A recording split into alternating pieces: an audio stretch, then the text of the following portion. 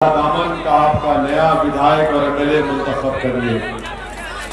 और हम आपसे ये भी गुजारिश करने आए हैं और साथ में हमारी माँ और बहनों को, हमारे बुजुर्गों को याद दिलाने भी आया हूँ कि 5 साल पहले जब हम आए थे, हमने मजलिस का सियासी सफर का आगाज रियासत बिहार में सीमांचल की सरजमीन से शुरू किया था।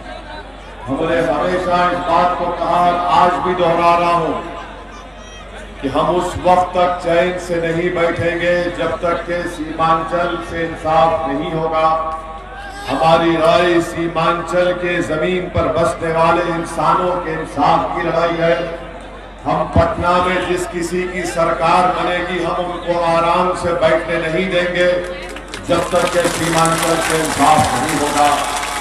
सीमांचल न सिर्फ बिहार बल्कि भारत का सबसे पिछड़ा इलाका है और हम ये बड़ी जिम्मेदारी के साथ आपके सामने अर्ज कर रहे हैं। कोचा दामन में बाढ़ आती है, बाढ़ का कोई इंतजाम नहीं है। कोचा दामन की बहुत बड़ी आवाम किसान और जमीन और ज़राअत से जुड़ी हुई है, उनके लिए कोई इंतजाम नहीं। मेरे अजीज दोस्तों और बुजुर्गों, यहाँ पर इंशाअल्लाह ताला हम आपसे वादा करके जा रहे कि कोचा दामन से अगर आप इंशाअल्लाह इज़ार रश्वी साहब को मुंतखब करेंगे तो कोचा दामन विधानसभा में हम पूरी कोशिश करके इंशाअल्लाह ताला एक रेलवे स्टेशन को यहाँ पर कायम करवाएंगे। और हम आपको ये भी याद दिलाना चाहते हैं कि 5 साल पहले जब मैं यहाँ पर आकर कोचा दामन की विधानसभा में तकरीर कर रहा था तो सबने हमसे मिलकर कहा था कि ओवैसी साहब, अभी गठबंधन को कामयाब करना है क्योंकि बीजेपी को रोकना है। आपने 5 साल पहले बैठ जाइए 5 साल पहले आपकी ही बात याद दिला रहा हूं कि आपने कहा था कि गठबंधन को इसलिए वोट देंगे हम अब की बार क्योंकि मोदी को रोकना है, बीजेपी को रोकना है, आरएसएस के मोहन भगवत को रोकना है। मैं आज कोचा दामन की जनता में खड़े होकर आपके उस जुमले के बाद मैंने आपसे कहा था, आप 5 साल पुरानी मेरी तकरीर उठाकर सुन लो मेरी माँ और बहनों। मैंने आपसे कहा था कि वोट डालना आपका अख्तियार है, मगर हमारी बात को याद रखा जाए कि नीतीश कुमार दोबारा बीजेपी में चले जाएंगे अगर आप कोचा दामन से यहां से जेडीयू के उम्मीदवार को देंगे तो आपका वोट जाय होगा। और वक्त ने बतला दिया कि नीतीश कुमार ने कोचा दामन की जनता के साथ, राजद ने, कांग्रेस ने कोचा दामन की जनता के साथ उनके जज्बात का मजाक उड़ाकर, उनको धोखा देकर, उनको झूठ बोलकर वोट हासिल किया। और आज नीतीश कुमार नरेंद्र मोदी के गोद में बैठकर दूध पी रहे, तो इसका जिम्मेदार नीतीश कुमार भी है, राजद भी है और कांग्रेस भी है। धोखा देकर वोट लिया था, झूठ बोलकर वोट लिया था, इसलिए हमको इल्जाम लगाते हम पर कि हम वोट कटवाएं। अरे हम वोट कटवा नहीं है, हम दिल को मिलाना चाहते हैं और दिलों को मिलाकर रखेंगे इंशाअल्लाह ताला। हाँ, अगर कोई आपका वोट का चोरी किया, अगर कोई आपका वोट का चोरी किया तो वो नीतीश कुमार है, राजद है और कांग्रेस है, जिसने आपका वोट को चोरी करके दोबारा बीजेपी को सत्ता और इख्तिदार पर लाकर बिठा दिया। मेरे अजीज दोस्तों और बुजुर्गों, कोचा दामन की गयूर जनता, आप मेरी बात से मुत्तफिक होंगे कि नीतीश कुमार को आपने 15 साल बिहार का मुख्यमंत्री बनाया और 15 साल आपने राजद को बनाया। राजद के परिवार से 2-2 लोगों को आपने मुख्यमंत्री बनाया, मगर कभी कोचा दामन या सीमांचल से इंसाफ राजद ने नहीं किया। नीतीश कुमार को आपने 15 साल मुख्यमंत्री बनाया तो बिहार के गरीबों को, कोचा दामन के गरीबों को क्या मिला?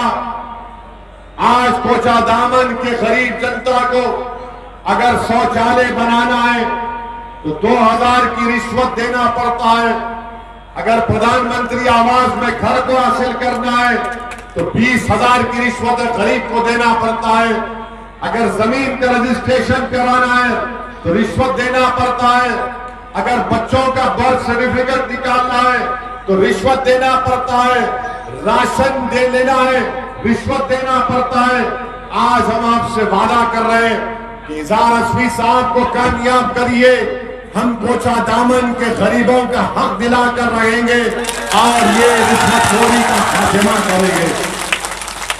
आज आप देखते हैं कि यहां पर अलीगढ़ मुस्लिम यूनिवर्सिटी का कैंपस बनाया गया। नीतीश कुमार ने उस जमीन पर कोर्ट ने स्टे लगा दिया, नीतीश कुमार ने कोर्ट का स्टे नहीं हटाया।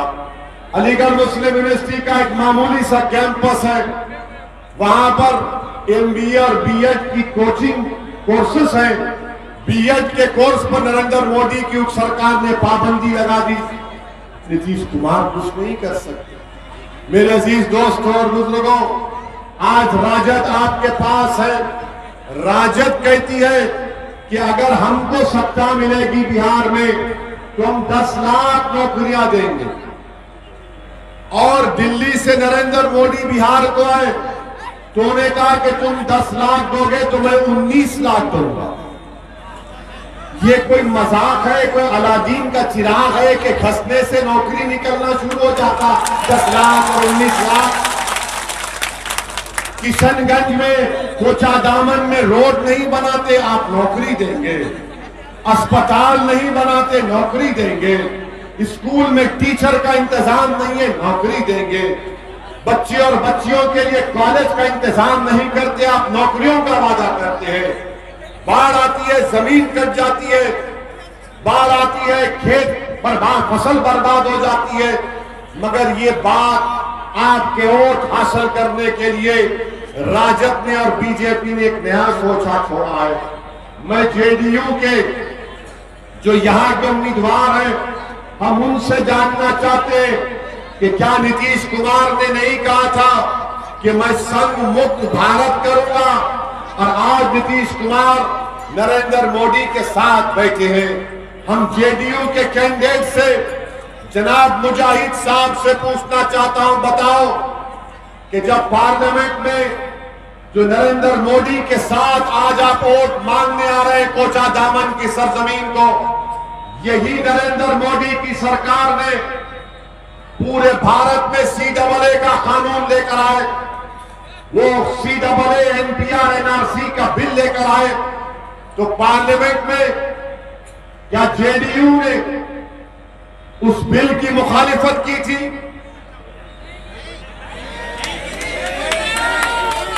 आप खुद जवाब दीजिए, क्या जेडीयू ने उस बिल की मुखालिफत की थी? राजद का तो कोई MP ही नहीं है, फिर भी हम वोट कटवा। 40 लोकसभा की सीट बिहार में राजद का एक भी नहीं जीता, और पार्लियामेंट में जब बिल लेकर आए, पार्लियामेंट में जब बिल लेकर आए तो कौन उठा? पूछो ये कांग्रेसियों से, किसने भारत की पार्लियामेंट में 540 के ऐवान में अगर किसी ने उठकर नरेंद्र मोदी की सरकार के सामने बेबाक तरीके से खुलकर सच्चाई को बयान किया और कहा कि CAA का कानून भारत के संविधान और आईन के खिलाफ है, ये मजहब के नाम पर मुसलमानों से नाइंसाफी करता है, और हमने नरेंद्र मोदी की सरकार के सामने बता दिया कि जिस तरह महात्मा गांधी ने जनूबी अफ्रीका में सफेद फाम हुकूमत के कानून को फाड़ा था, हमने नरेंद्र मोदी से कहा इस कानून को हम भी फाड़ते हैं तुम्हारे साथ। बताओ जेडीयू के कैंडिडेट, तुम आज कोचा दामन की जनता से वोट मांगने आ रहे हो, तुम्हारा मौक़िफ़ क्या है CAA NPR NRC पर? याद रखो कोचा दामन की जनता, याद रखो सीमांचल की मेरी गयूर आवाम, मेरी माँ और बहनों, सुनो इस दीवाने की बात को। CAA NPR NRC आइंदा साल से बीजेपी लागू करने वाली है। क्या हुआ आसाम में? आसाम में 15 लाख लोग के नाम नहीं आए, सुप्रीम कोर्ट ने उसको करवाया था। 5 लाख मुसलमान के नाम थे, 15 लाख हमारे गैर मुस्लिम भाइयों के नाम थे। तो बीजेपी ने आसाम में कह दिया कि जो 15 लाख हमारे गैर मुस्लिम भाई हैं उनको नरेंद्र मोदी CAA से भारत की सिटीजनशिप शहरियत देगा, और जो 5 लाख आसाम में मुसलमान के नाम नहीं आए उनको कोर्ट में जाना पड़ेगा, उनको अपनी शहरियत साबित करने के लिए। उस वक्त तक उनको भारत का सिटीजन नहीं करार दिया जाएगा। इसीलिए हम आपसे कह रहे कि CAA NPR NRC के रूल हमारे वजूद की, हमारे बका की लड़ाई है। और ये नीतीश कुमार, ये JDU RJD, इनमें दमखम नहीं है कि बीजेपी को रोक सके। आज RSS के लोग कहते, RSS के मोहन भागवत ने बयान दिया कि भारत के मुसलमानों को भटकाकर CAA के कानून में उनसे एहतजाज करवाया गया। हम आज कोचा दामन में खड़ा होकर RSS के मोहन भागवत को पैगाम दे रहे कि मोहन भागवत, हम कोई दूध पीते बच्चे नहीं है कि तुम्हारी मीठी मीठी बातों में आकर नींद की सो जाएंगे।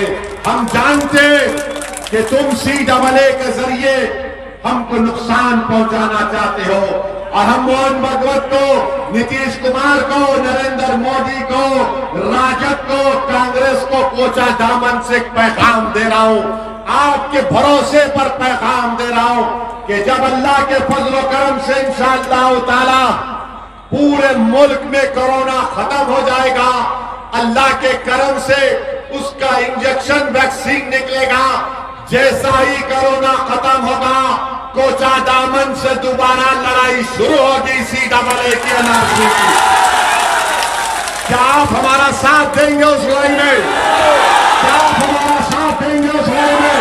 तो हम तमाम मिलकर एहतजाज करेंगे। हमको अपने आप को बचाना है, इन मासूम बच्चों के मुस्तकबिल को बचाना है। और नरेंद्र मोदी की सरकार जिस तरह आसाम में 5 लाख मुसलमानों से कह रही है कि कोर्ट को जाओ, और इनके अजायब में सीमांचल है, जाकर देख लो कि बीजेपी के RSS के लोगों ने बयान दिया कि सीमांचल में घुसपैठी घुस गए। मैं आपसे सवाल कर रहा हूं, मेरे सवाल का जवाब आपको देना पड़ेगा ताकि कोचा दामन के JDU के कैंडिडेट को मालूम हो जाए, नीतीश कुमार को मालूम हो जाए, नरेंद्र मोदी को मालूम हो जाए, राजद के लोगों को मालूम हो जाए, क्या सीमांचल में घुसपैठी है या भारत के लोग हैं? जवाब दो। सीमांचल में भारत के लोग हैं ना? क्या घुसपैठी है सीमांचल में? तो बताओ नीतीश कुमार के कैंडिडेट, तुम्हारी जबान खामोश क्यों है? तुम जिस पार्टी का साथ दे रहे हो वो RSS के लोग सीमांचल के गयूर आवाम पर उंगली उठा रहे, हमारी वफादारी पर शक कर रहे। अरे JDU राजद वालों, RSS वालों, अगर हमारी वफादारी देखना है तो कोचा दामन के कब्रिस्तानों में जाकर देखो, हम सीना तान कर उस जमीन पर